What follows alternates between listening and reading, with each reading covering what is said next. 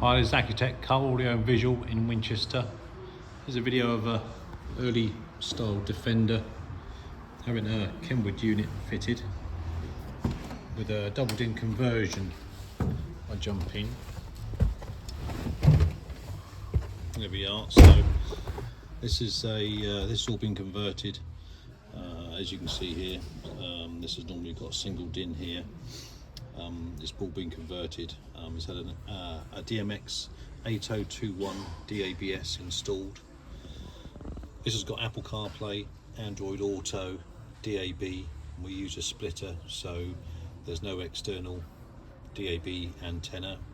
It uses the FM aerial that's on the wing, which is a nice little feature. We've also fitted the hazard switch here, which is quite nice rather than having the whole plate, because there's a lack of switches here. We've also fitted a USB and USB charger, USB-C and standard USB there. If you'd like to have this done in your Defender, then please give us a call on 01962 886 900. Thanks for watching.